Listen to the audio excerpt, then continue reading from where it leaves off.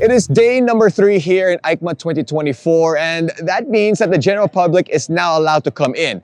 It also means that there's going to be a whole lot of people. Now, my goal today is to visit a little bit more some motorcycle manufacturers, plus some of my favorite accessories and gear as well.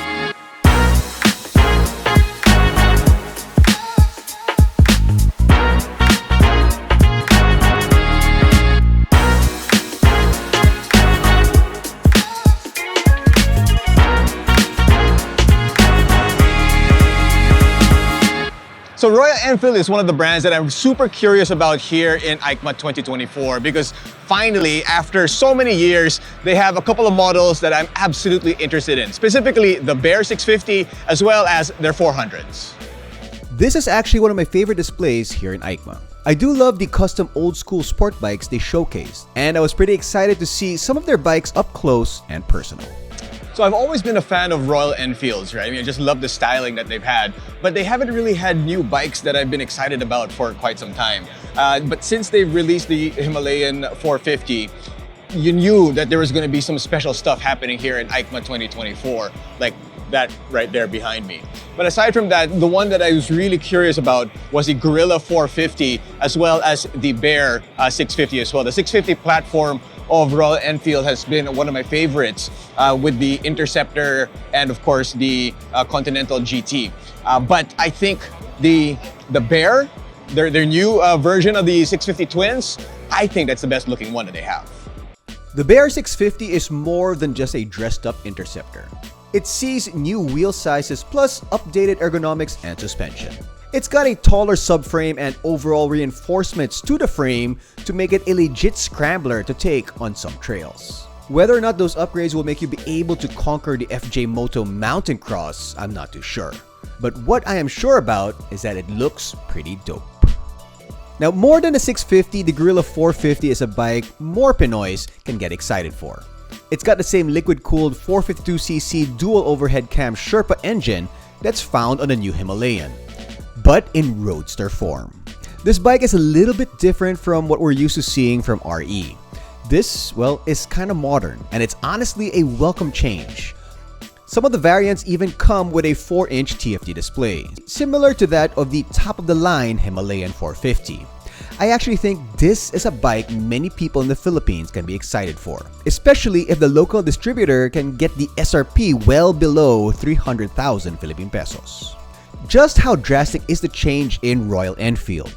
Well, who would have thunk it? They also showcased the Flying Flea project, which is their EV bikes. Yeah, I never thought I'd see the day RE and EV would go hand in hand, but here we are. So Aprilia is a brand that I think could be making a big splash in the Philippine market very soon because the RS 457 is such a great bike. I mean, it's the first time I tried it earlier this year, and I expect them to use that platform and make some of their other great bikes. And here in EICMA 2024, they actually did. One of the two main bikes Aprilia showcased in EICMA was a Tuono 457. Now, we all knew this was coming after the RS was launched to some rave reviews. What I didn't expect was that it doesn't look like its bigger siblings.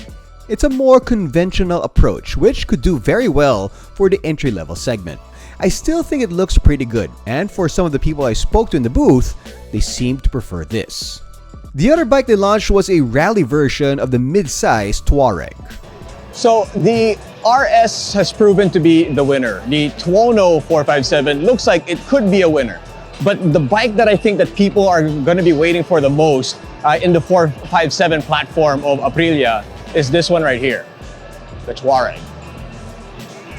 I guess it's just a matter of time until these guys actually come out with it. All right, so we are here at the Italjet booth, and of course I'm here with Bobby, who is in charge of marketing and also a little bit of the design of Italjet. When you talk about Italjet, you have to talk about the design because that's a major part of it. Yeah, it's the main ethos of our bikes, really. It's making sure that we stand out from the crowd or completely different to everything else. So the design process is quite a lengthy one, quite a long one.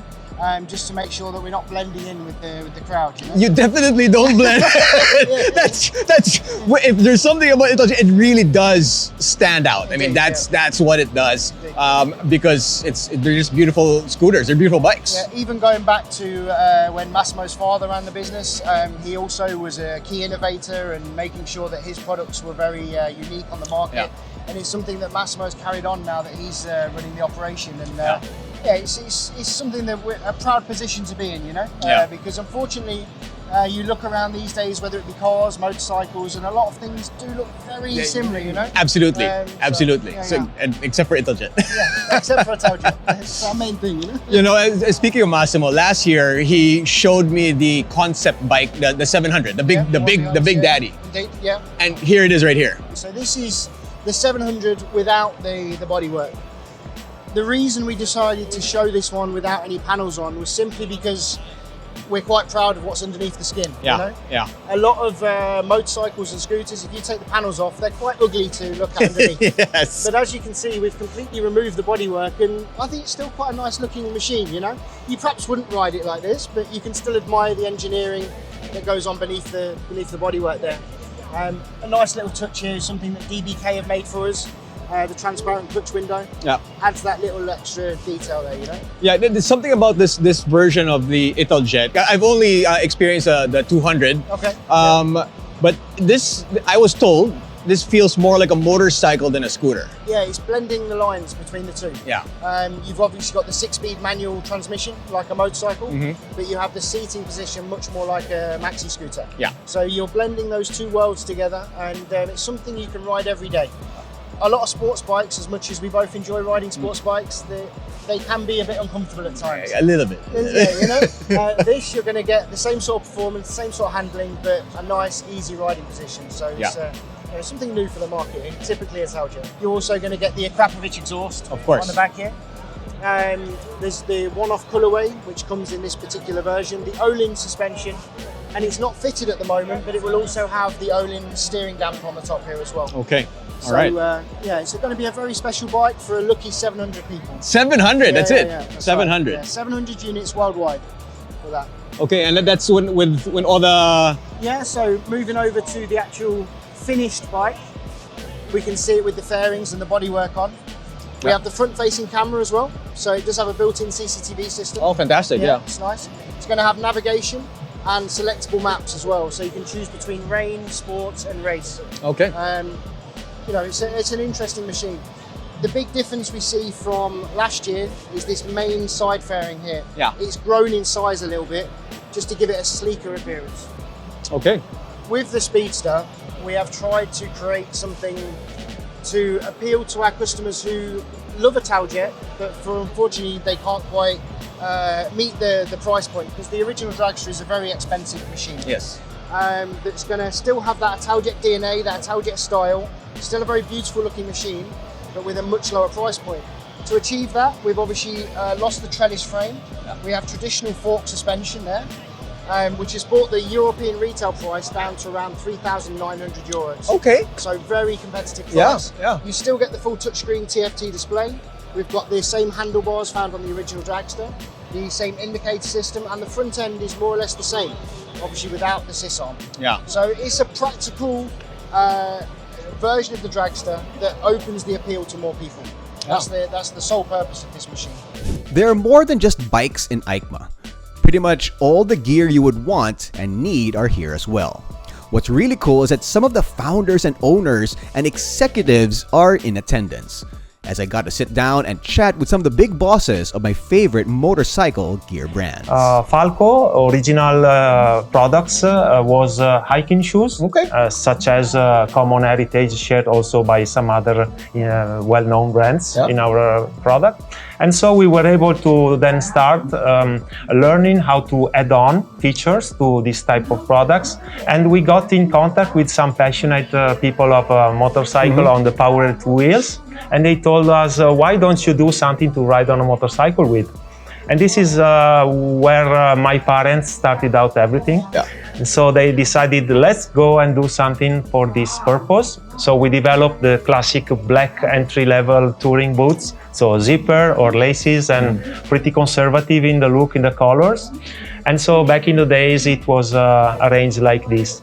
Then the market created great opportunities for us, because by coming to these international exhibitions, we found out that there was a market out there that was important and also available to go overseas, to reach Asia, to reach even markets that are newcoming, such as the Philippines. So Furygan was founded in '69, so basically 55 years ago. We started with gloves, gan, meaning gant in French. This means gloves. And basically we also did some work in the ski industry. And after that we moved and specialized in the motorcycling industry only. And today we are one of the top brands in that field. It's easy to make a vintage jacket. It's not easy to make a good motorcycling vintage jacket because you have other constraints to fulfill. The impact, the abrasion, all these things, and also everything that will make your jacket very handy and convenient for everyday life. Yeah, one thing I appreciate with the Furygan jackets is the accordion material that you guys put here. So when you put your arms up, it's not constricting. Yeah, this is definitely coming from the racing industry, for example. We have a lot of things that we experiment in the racing field and that we use to develop better products for everyday use. Okay, so I am going to be the guinea pig. I mean, I've used this air vest many times, and I've never experienced how it inflates. Okay. And now I will feel how it inflates. A little bit worried, but let's see. I think it's going to be okay. Game. I'll be the one to You're press. the one going to be in control? Yes. Why? Because it's my liberty to do so. This one? Yes, The red one? The red one. Okay, ako. Okay. Bakit ako kinakabahan? I don't know with you. Okay, game. 1. I wanna see. 1, 2, 3. Are you alright? Basically held us around, it feels almost like forever. The company was founded in 1946. Wow. Initially not doing motorcycle safety gear, but more work protective gloves and stuff like this. So it was all about gloves in the beginning. Till the 1970s, when motorcycle gloves came into play. And then we brought all the knowledge that we had from other industries' gloves to motorcycle industry, like special seam technologies, color fast leather and stuff like this. And from that, it took off really quick that Held became the brand for motorcycle gloves. And during the years in the 80s and 90s and also in the early 2000s, we have added like more gear for motorcyclists to our range. Jackets, pants, protectors. We even had some helmets at a time, boots, underwear, all that kind of stuff. So yeah, now since 1974, we're doing motorcycle gear. So very long time, a lot of experience. Being like the brand for gloves has led to us winning a lot of awards in Germany with like Europe's biggest motorcycle magazine, Motorrad. When they ask their readers, what comes to your mind when you think about motorcycle gloves? Held is the answer. Held is the answer. And you guys have held on to that award. Yeah. When it's a new product, it's kind of a long process because first of all, you have an idea in your head and then you have to, put it into a product. Are people going to like that? Is it servicing, type of customer? For the initial helmets, really, we had a very simple idea, was to do the low profile helmet. And I think the whole process took about, I would say, it's about a year to get everything, plus the packaging and everything. But then these are just samples, and then to have samples and to put that into production is a different story. You need to do the testing, you need to do the homologation. So can your ID be produced? Not, we never do massive quantities. Everything is handmade, so it has to be something that you can produce and that you can repeat. For example, for the full face helmet, we had a lot of pressure after we did the open face, and everybody was asking us about a full face helmet. It has to be a timeless design, it has to be the perfect shape. So we spent months. The simpler it is, the harder it is to get right. You know, if it's a very simple shape, everything has to be perfect. So that took quite a bit of time. And then after that, it's all the little features, you know, the mechanism, the visor, like all the little things that, you know, make a finished product.